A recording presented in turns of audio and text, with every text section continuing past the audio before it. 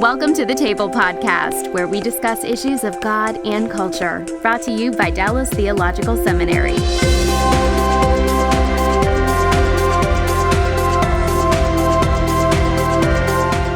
Welcome to the Table. I'm Darrell Bock, Executive Director for Cultural Engagement at the Hendricks Center at Dallas Theological Seminary. And our topic today are Millennials' take on the church.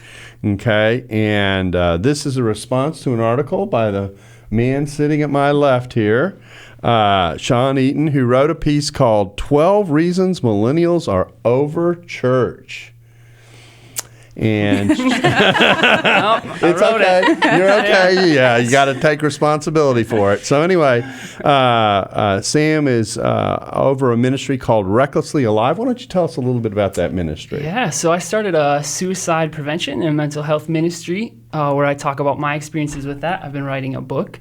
A lot of people don't know 2015 was a 30-year high for a suicide rate in our country. And so I'm working really hard to change that and give those people who've lost all hope the hope of Jesus. Oh, that's great. And you're a public school teacher in Minneapolis, Minnesota? I teach K through 5 elementary music. Oh, wow. A lot of beautiful little kids who are in school right now. That's great. So, well, we thank you for coming all the way down from Minneapolis to come see us down here in Texas, give you a little warmth, you know.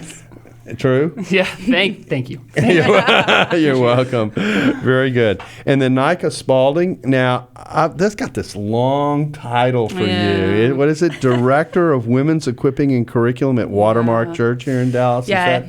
It means I hang out with all the XX chromosomes at Watermark. Is that what it is? Yeah. So lead the Bible studies and hang out with the women. Yeah, I know you do much more damage than that. So that's for another time. Yeah, exactly right. So we're glad to have you. I've been on their podcast, so I'm paying her back now. Yeah, it's true. So anyway, so it's great to have you with us, Nika. And then Kat Armstrong, who I just found out is a Houstonian like I am. Yes. And I love your way you describe yourself. You're a rookie parent. Yes. So what exactly does that mean? I have a 4-year-old. Okay. So I'm pretty busy these days chasing him around. I mean, I work full time, but yeah, I'm a rookie parent. I don't know what I'm doing. Okay. Well, that's good. So we look forward to the results of that right down the years. Exactly right. When we're in the post-millennial generation and they write a piece on why post-millennials are over the church. Yes, I'll be yes. We're not saving for college. We're just saving for therapy at this point. Yeah.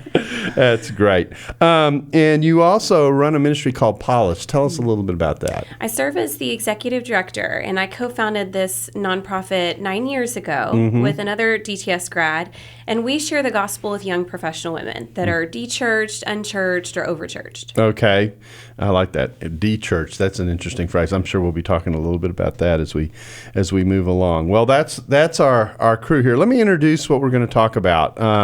As I mentioned, Sam wrote a piece a while ago called 12 Reasons Millennials Are Over Church. Now, I do a lot of speaking, and because I hang out in the seminary, I get asked a lot of questions about millennials when I speak, and it's usually coming from an older generation, the generation that I belong to, and usually the question goes something like this. It's expressed in a variety of ways depending on how soft or hard the question wants to be asked, but basically the thrust of the question is, why don't millennials get it, or what's wrong with millennials, or whatever? And I find myself defending millennials on a regular basis because I hang out with y'all, and y'all are cool. And so, I know. Just awesome, right? Just awesome. Okay. And so, the point I like to make is that there are sensitivities that exist in the millennial generation that somehow we miss those genes on our end, and they're good. They're good traits. They're things that people ought to be concerned about and ought to listen to. And then I slip in on the side that as a boomer, I've got a few concerns too. So anyway, this should be a fun conversation. The article opens like this: only 4% of the millennial generation are Bible-based believers. This means that 96% of millennials likely don't live out the teachings of the Bible, value the morals of Christianity, and probably won't be found in a church. And so the article is an attempt to explain why. So you've gone through really 12 reasons that you think are aspects of why millennials struggle with the church. And you've got some other statistics further on. It says only 2 in 10 Americans under 30 believe attending a church is important or worthwhile. 59% of millennials raised in a church have dropped out.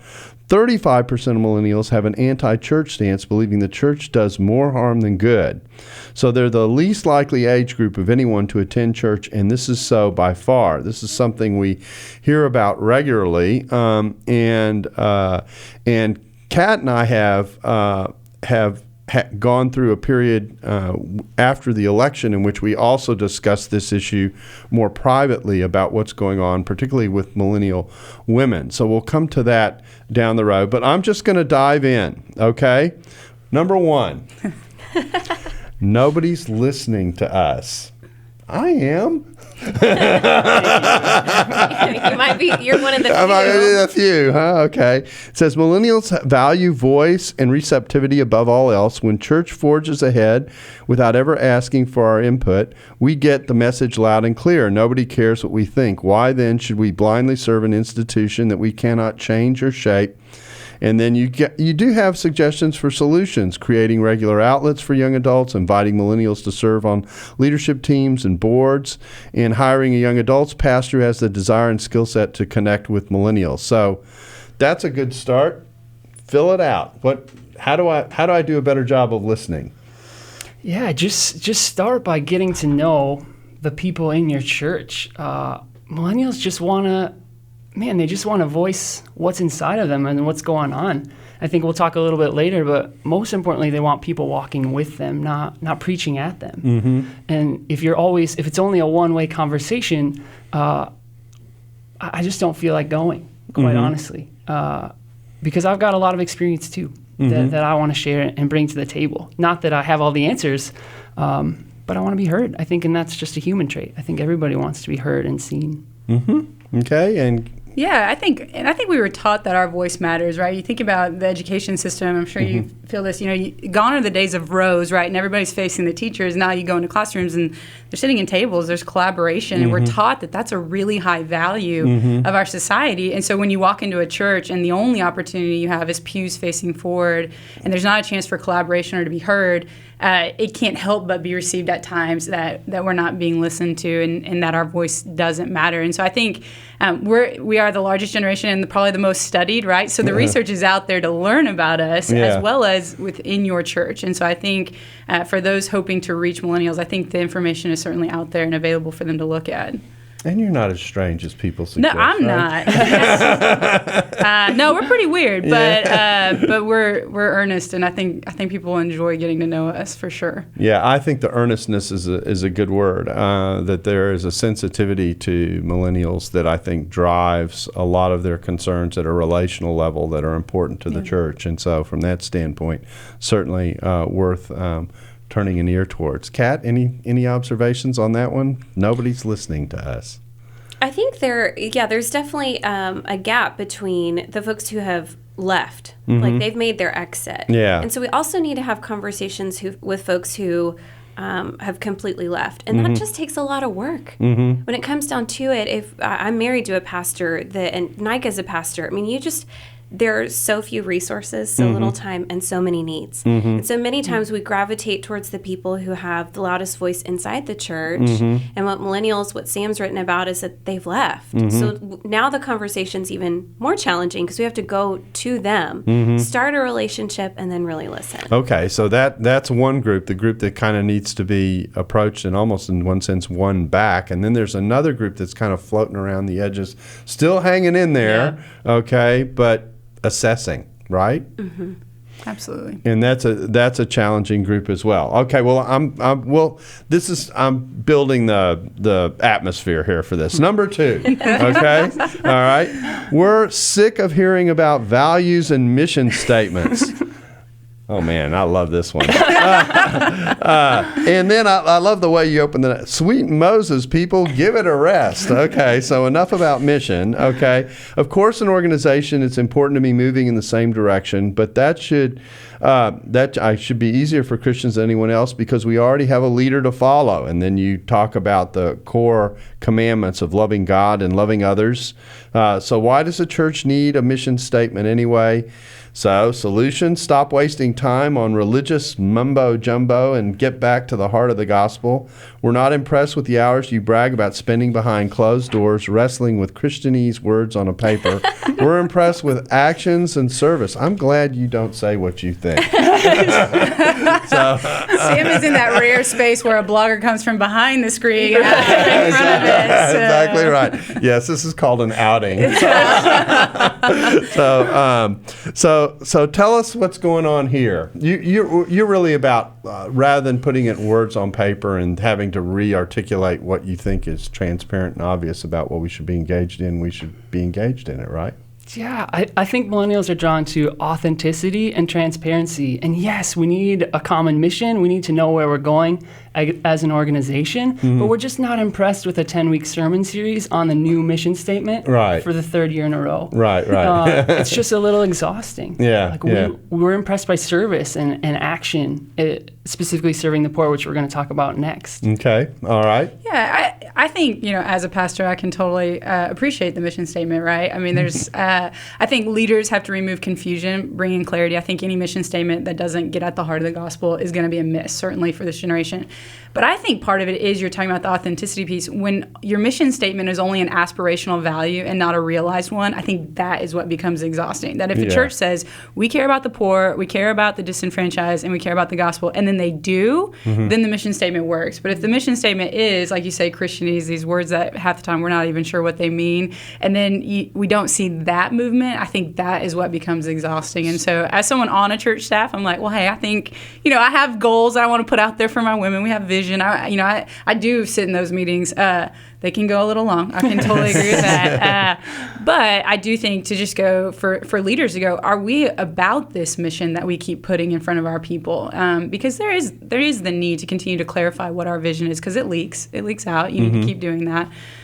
But if you say you're about the poor, then be about the poor. If you say you're about the gospel, then gosh, I hope your church is evangelizing on a regular basis, and so those are some of the things I think I'm seeing among our generation. So, Kat, I see you. I totally agree. Okay, so I think you really hit on something. I think it's integrity for this millennial generation. I think that they value integrity at such a deep part of their core. It's almost hard for me to talk about. I mean, I think that we're listening. That's what I think. I think many times we look at millennials and we think, oh, they're just snowflakes, or they're whiny, or they're uncommitted, or they're fickle. Easy. And, I hear this a lot. I hear this a lot. And when it comes down to, humans are broken. So I think that those problems existed in every generation. I think millennials are serious about integrity in a way we've never seen before. So when they say, look, I hear your mission statement, I need it to actually align with the output. And then also, if you say you're really about loving God and loving others, why do you have so much time devoted to parsing a sentence that we're going to put on a brochure? I think a lot of it has to do with, let's have some integrity behind our words. So you're talking about a walk that comes alongside the talk that's really in there. Yeah, I mean, you got James on your side, probably Jesus, the one who hears the word of God and does it, that kind of thing. Those are probably good allies to have. So that's point two. Well taken. Okay, helping the poor isn't a priority. Now, this is a legitimate complaint, I think. My heart is broken for how radically self-centered and utterly American our institution has become. Let's clock the number of hours the average church attender spends in church-type activities, Bible studies, meetings, groups, social functions, book clubs, planning meetings, talking about building committee, discussing a new mission statement, and you've even got ... which means the list goes on. Now, let's clock the number of hours spent serving the least of these. And then, awkward. Solutions. Stop creating more Bible studies and Christian activity. Community happens best in service with a shared purpose. Survey your members asking them what injustice or cause God has placed on their hearts. Then connect people who have similar passions. And then create group serve dates once a month where anyone can show up and make a difference. I know I'm in a group occasionally, instead of meeting together for dinner and just sharing, actually tries periodically to engage in ministries around the city. We've gone into some of the ministries that are feeding the poor and that kind of thing. But that's just a start. I mean, really, what you're talking about is a regular commitment to reflect on what's going on. So let's fill that one out. Helping the poor isn't a priority. We need to see more of that. Well, let's start by clarifying. I'm not saying we shouldn't study the Word of God. We should be studying that every single day. You should be in a Bible study. You should be in a small group. But if that's it, you're kind of missing the point of this book. Right. I just don't know how you can read James or Matthew 25, the least of these, and then just go back to your normal American life and not live it out like we were just talking about. And even more so, I'm just going to let that go. Okay. All right. So pass it off to you. Sorry. Kat? So not to drive back this integrity issue, but I think it goes back to that again of them saying, okay, I've read the book. I've read the good book. I've sat in a lot of sermons. I've filled up on the truth. And now I need to go out and do it. So I think that they're really aligning their values with their speech. And we're starting to see, again, I keep using that word, but integrity. Yeah, and one of the tensions that I think we have is that churches tend to create activities that operate around the church, but ultimately the church is designed to have an arrow that's going out. And so it isn't designed for what's happening within the four walls. It actually is designed to be engaged in mission, engaged with other people, engaged in taking the gospel out. And that is going to require time and sacrifice in order to happen. Yeah, and it's a really global generation. So when we talk about poverty, they're not just even looking in the local context. I mean, they're looking across the globe and demanding accountability for government structures and things like that as well. And so I think they feel the need. I mean, I think they're traveling, they're seeing things that they maybe only read about in past generations. And so, and then they've been told their whole lives, hey, the church's job, and this is sort of the culture I grew up, the church's job is care for the poor, the government's job is not, right? And so now we're even in this political landscape of where they're going, but the church is not. And you're telling me I can't vote for somebody because that's not their, and so then it's getting even more muddy. And so I think this issue is going to continue to be something that the more missionally minded churches, I think, are going to continue to see younger generations come in because they deeply feel that burden for the poor. The way I like to talk about it is the world gets bigger and smaller simultaneously. And what I mean by that is that we're aware of far more. We're aware of what more is going on because our news is much more global than it was, although American news is actually pretty tightly confined. I've lived in Europe and you turn on a news broadcast in Europe and you're looking at 7, 8, 9, 10, 12 countries in a 30-minute period. Here, if you go overseas, it's for a few minutes unless you do a documentary or something like that. But still, the point is there are a lot of needs out there that can be met. And actually, most ministry that's designed to be effective and that you can really put your hands on and put a stamp on that has an impact is local. I mean, and unless you're engaged in ministry through a mission organization or something like that, most people's experience is going to be a local impact, have a local impact, and have a local ministry. Okay, well, we're behind, so let's see if I can catch up. Okay, 4. We're tired of you blaming the culture. I'm feeling a little beat up, but that's okay. From Elvis hips to rap music. Oh, my goodness. From Footloose to twerking, every older generation comes to the same conclusion. The world is going to pot faster than the state of Colorado. We're aware of the downfalls of the culture. Believe it or not, we're actually living in it too. Solutions. Put the end times rhetoric to rest, focus on real solutions and real impact for our immediate community, and explicitly teach us how our lives should differ from the culture. If this teaching isn't happening in your life, check out the book Weird Because Normal Isn't Working by Craig Gorshall. So there's even a direct suggestion here. This one I'm going to push back a little bit on, but I'm going to push back in kind of a crazy way. I think you're right. I think that sometimes the church oftentimes does blame the culture, and most of the stuff that you hear about the culture is negative. I like to tell my students that when you look at the culture, you ought to look for what I call the gropings for God or the gropings for purpose. That if you do that, you actually have the opportunity to build some bridges towards what the Bible is trying to pull us towards. And so I do think that that rather than always blaming the culture or speaking the culture negatively, we do need to do a better job of looking for those places where we can connect to the culture, but there's always going to be that challenge there because the culture is something Scripture does talk about a little bit. It calls it the world, and that's generally not a positive recommendation. So responses, I'll go into that for I this one. think the world, a steady dose of movies are going to be the end of me and things like that, right? And then, but I think what you're getting at, and I think is so right, Dr. Bock, is I think millennials need help to interpret the culture. They're not, the option to not be in it is pretty much gone. I mean, things that our parents vigilantly try to keep us from being exposed to, we walk out of our houses and see. Right. And so rather than hearing it's evil and dangerous, because we have a hard time disconnecting the culture from those who are in it that we love as well, help us interpret it, help us see a worldview in it, help us to see, I think, the beauty that is in certain art forms that maybe we would have said, please don't go see that. And now going, well, there is a redemptive message in that. And there's still a part of it that I do need to say, hey, that is of the world and not of the things that are righteous and good and should be in front of me. And I think that kind of teaching requires nuance, and that's scary. And so I think it's important that those who are teaching the word can handle that kind of nuance and go, hey, here's how we're going to help you navigate this world that is utterly broken and yet has redemptive value throughout it that we can find and mine out of it and see. Yep. Any other thoughts? I love that you brought this up, Sam. I really do, because I think that when we blame shift on society, I think we double click on it too much. That we think, okay, this is obviously society, obviously our culture has ruined this millennial generation, when I think a lot of times millennials are living out exactly what they've been reared to live.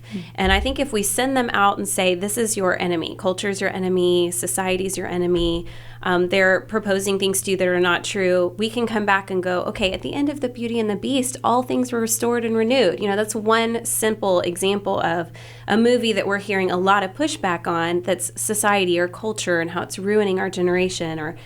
And at the end of the day, we can look at that, just like you said, and build some bridges to the gospel and nuance what we're teaching our younger generation on how to face culture. Okay, 5, really, really quickly. You can't sit with us effect.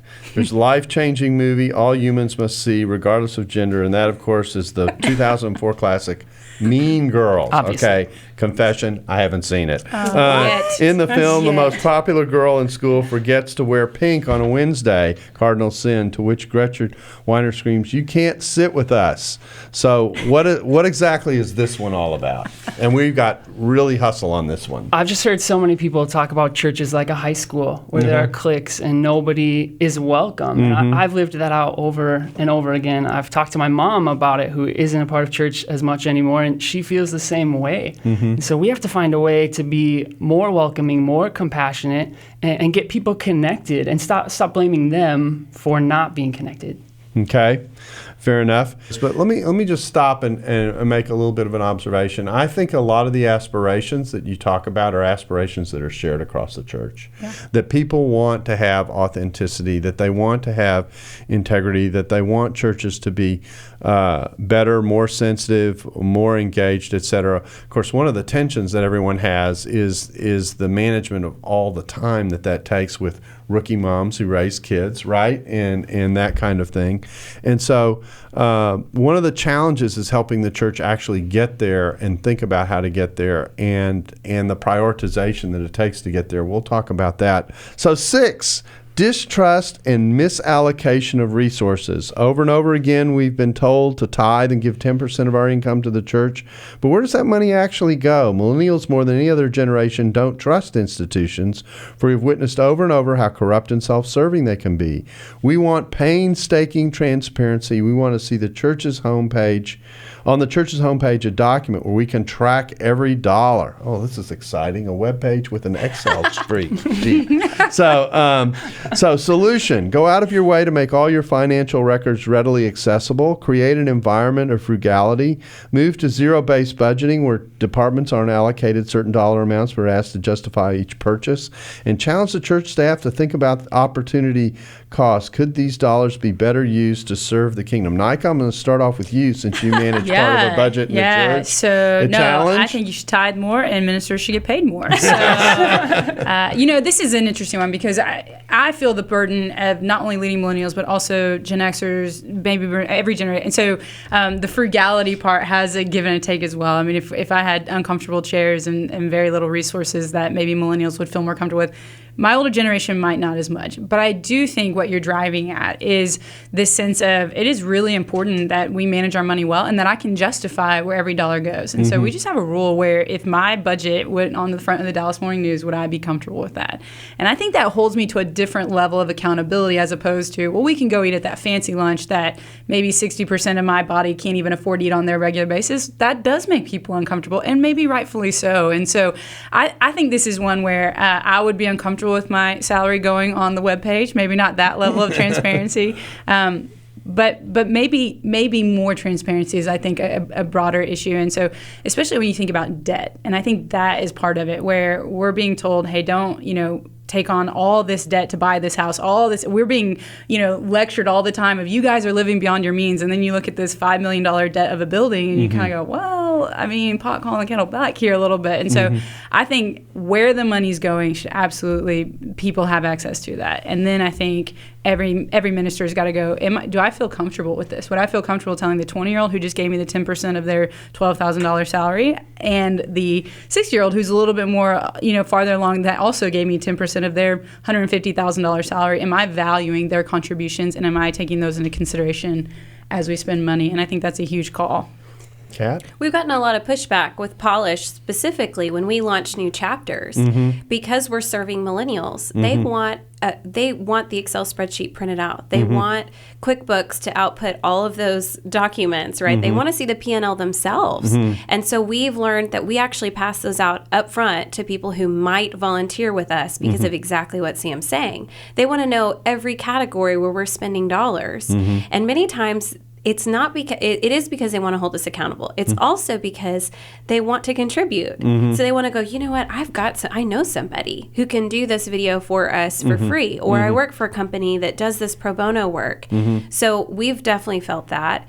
It was scary at first, honestly, to put that much out there. But the truth of the matter is that you get a lot of buy-in when you can say this is where every dollar is going. Okay. Well, and I just want to jump in quick. I think you'll find the nonprofit world is doing this a lot better than the church world. If you can go to Compassion International and on their homepage, you can see their tax returns from last year. And that gives me the freedom to give. I'm happy to give. I want to give to them because I can see what's happening with them. Exactly. Okay, 7. We want to be mentored, not preached at. Preaching just doesn't reach our generation like our parents and grandparents. That's something we need to talk about. Okay, see millennial church attendance. We have millions of podcasts and YouTube videos of pastors of the world over at our fingertips. I do think that makes a difference in this. For that reason, the currency of good preaching is at its lowest value in history. Millennials crave relationships, to have someone walking beside them through the muck.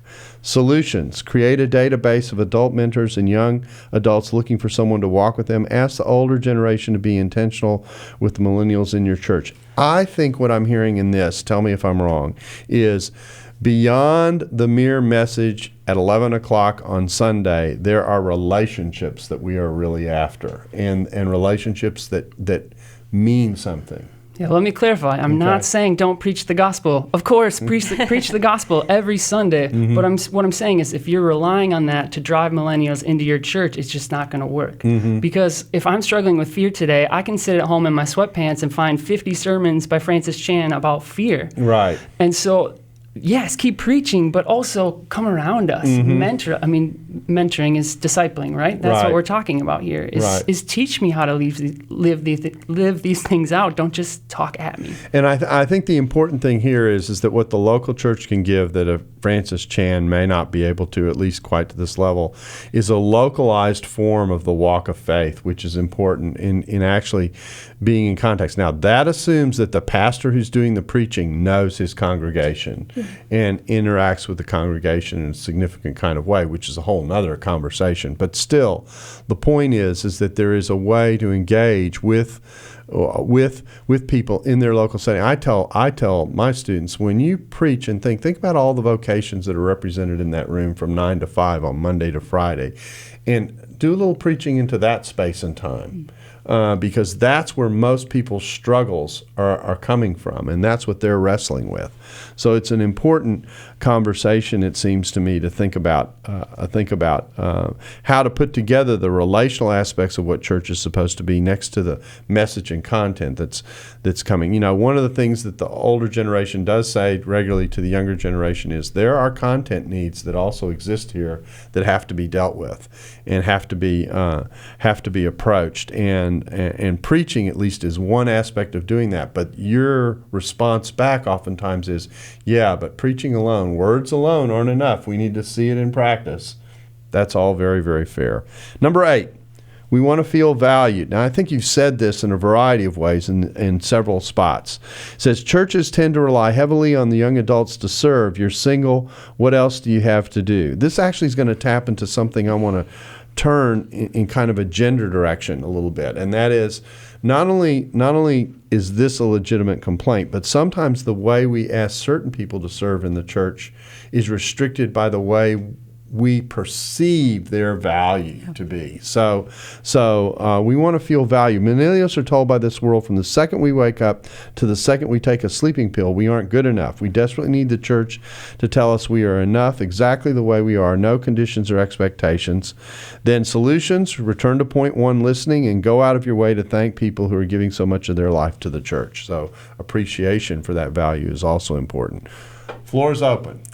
Yeah, I think for the gender one, I mean, Kat and I have talked at length about this, and not only do I read the articles about why millennials are leaving, but I'm also reading articles that talks about the massive exodus of women leaving the church as well. And you have women today who are more educated than they've ever been. They're CEOs of companies. Kat's the CEO of a company. She started her own ministry. And then let's take Kat, for example, and she walks into a church and she's told, well, your husband can serve in this capacity and we would love for you to hold babies, right? And there's a sense of Kat's going, I have real transferable skills and gifts that I'd love to use and the margin to use them.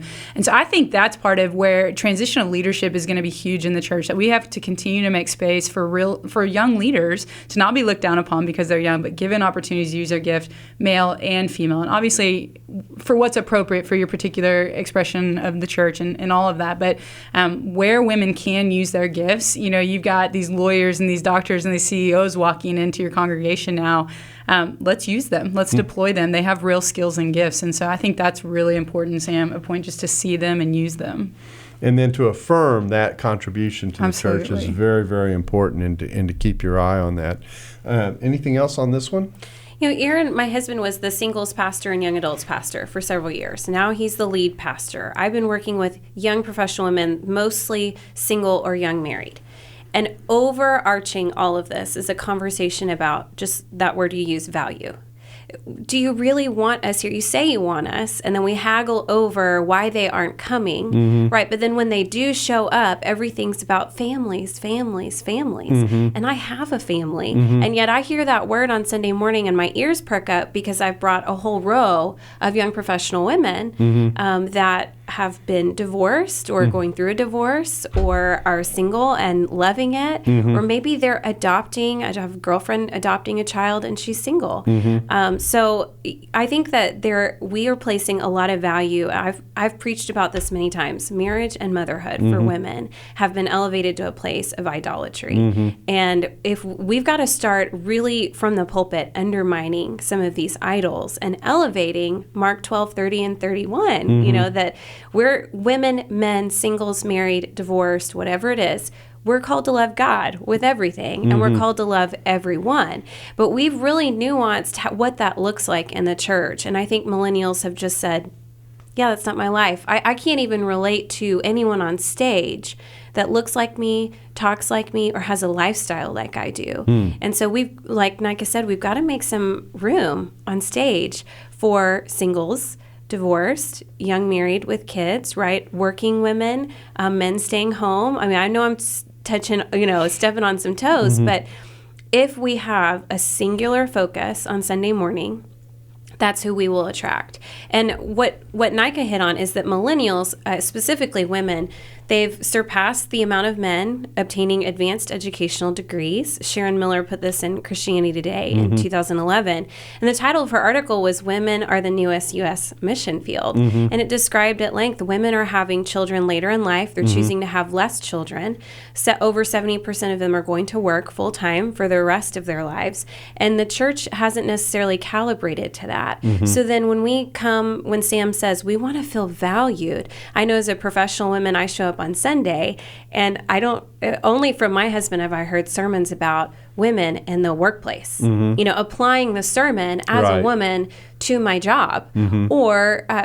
So I'll leave it at that. But I think singles as well, there's a really significant amount of work we've got to do. And you've talked about it at the podcast before. Yeah, we do a lot of faith and work stuff. And actually, I had meetings last week with, over the last month, actually, I've had 2 meetings with 2 different women who work with women in the professional world.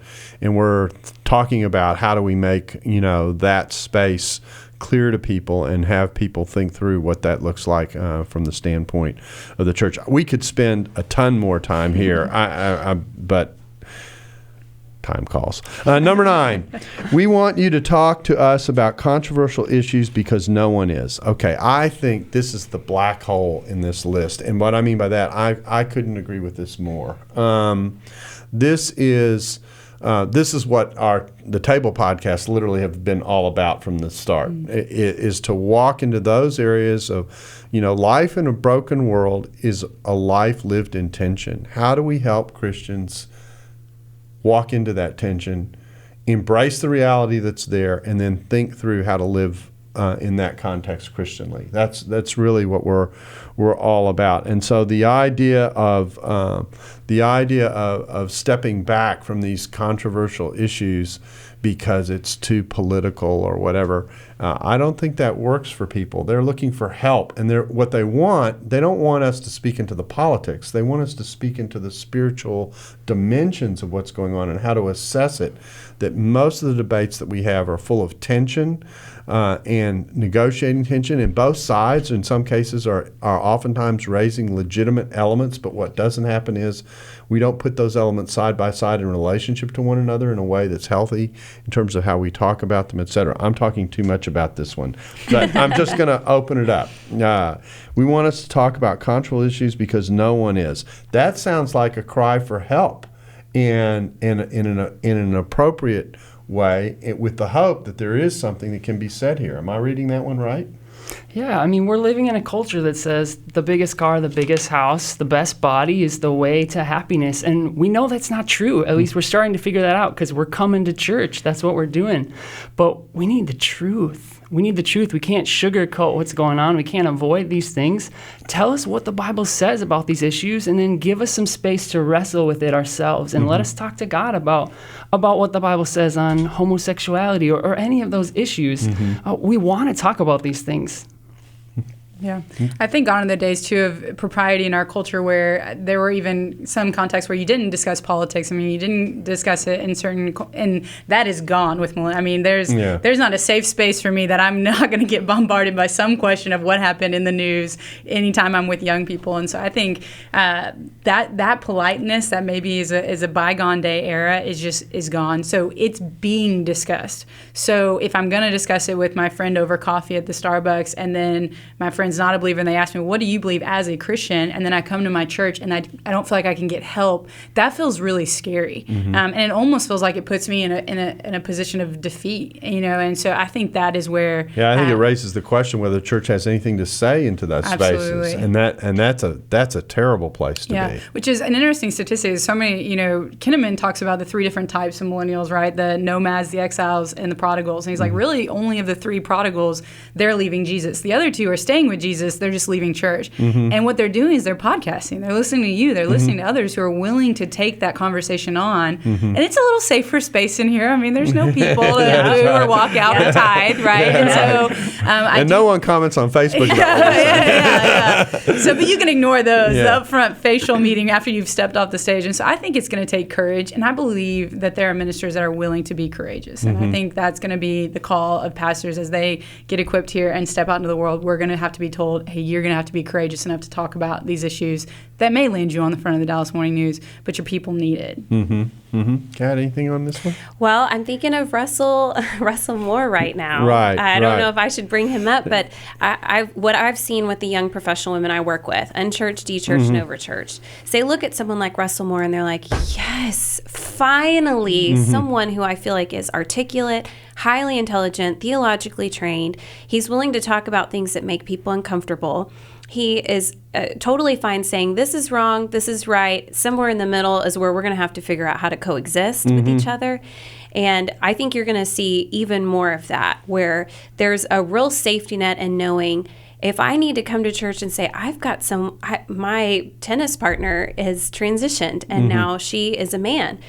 How am I supposed to start a conversation with him? Right, exactly. Without binary options. Without binary That's wrong, options. you're right. You got to stop playing. Exactly. And so I think in many ways, we've talked a lot about millennials and culture, and they're a product of culture. We're really in it. We're really in it, and for the purpose of seeing it all restored, all redeemed. So we need our ministers, and I'm thankful I'm married to one who's like this, to step in the mess with us and go, I haven't waded through these waters. Let's pull all the information we can from the left, from the right, from the conservative to the liberal. Let's wade through all of it and try to figure it out. Yeah, and I think one of the hard tensions here is that we all know, on the one hand, kind of what the Bible says about certain things, but then you've got to live and relate to the people who aren't there.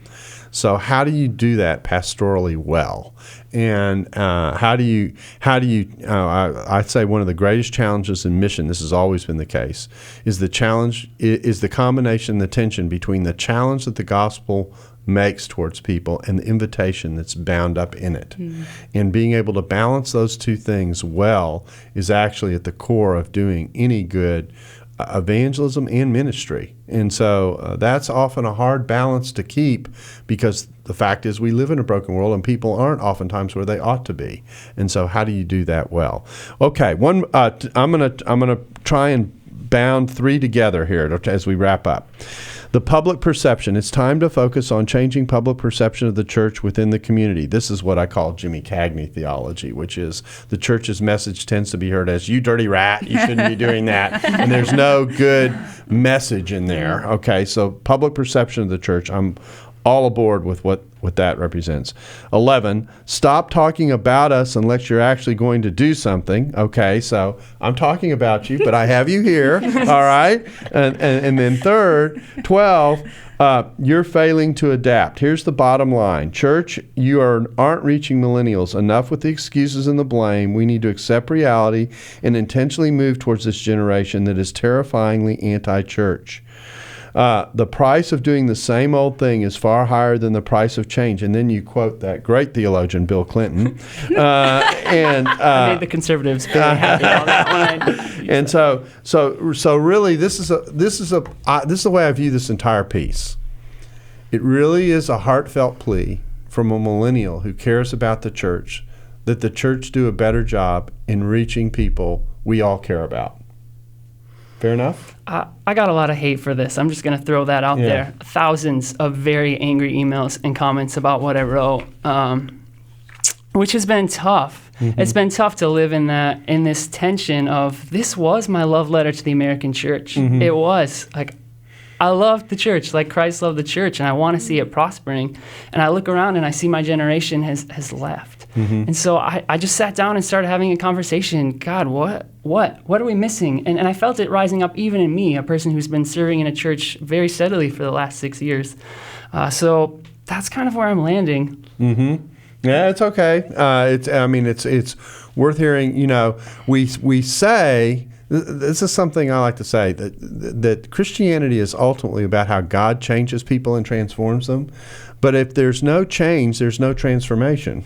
So how can we preach and teach transformation and then not be willing to change? That doesn't make any sense at all. So to be challenged to do better is not something that should threaten the church. It's something the church should welcome, particularly from a voice or a set of voices that says we really care about what goes on in the church. Sam, I wrote an article recently for Fathom Magazine about repentance and how reaching millennials, the conversation will have to start with, I am so sorry. You're right. Like what you just described to me, you're right. The U.S. Census Bureau is backing it up. Your personal experience verifies it. That's on us. We messed it up. And I think that is the bridge towards change. It's first accepting some responsibility and saying, you're right, millennials. You're right. And we're so sorry. Let us rebuild it together. On the flip side, I'm working with women who've exited. They're gone. And on the flip side, I'm saying to them, we're not the same without you. So we can't fix this without you. We've got to have your voice. We've got to have your presence. We've got to have your perspective to do it. And so we're in a hard tension, I even know for my husband and myself in ministry. Just we're trying to bring people in who've left, but that requires them being willing to stay. And then we're also reaching folks who are like, they made their bed. And they need to lie in it now. You know, they are lazy snowflakes that just need to know the Word of God better. And we've got to come together. And I think that repentance is the first step, really, in restoring trust. I think that trust is completely gone with millennials. And to bring them back in, we do have to be willing to say, I'm sorry. And even in me writing that article, I got so much pushback about, what do you mean? What do we need to be sorry about? And I think that's the disconnect. Millennials are going, see, that's why we don't feel heard. Because you would, if you had a conversation with me, you would know why I left. Tim Keller didn't get as much heat about it, but he published something last week that was online, and he said the best way to reach his city with the gospel was to get to a point with someone who's unchurched or dechurched, and for him to be able to say, I get it now. And to be able to say to that unchurched person, is this what you mean? And for them to respond by saying, yes, that's exactly what I mean. Now that is hard work. I mean, that means we're going to have to put some defenses down as the church and say, I'm going to take some ownership on this. Okay. Now, we obviously just got started, but I want to thank y'all for coming in and talking about this. It's a very, very important topic. People do need to be heard. That's why we've had you on. We want you to be heard. And then one little word of just encouragement. Keep talking. Keep listening. There are some things older folks are saying that also need to be heard, but that's another podcast. All right. So thank you. And we thank you for being a part of the table and hope you'll join us again soon. Thanks for listening to the Table Podcast. For more podcasts like this one, visit dts.edu/the table. Dallas Theological Seminary. Teach truth, love well.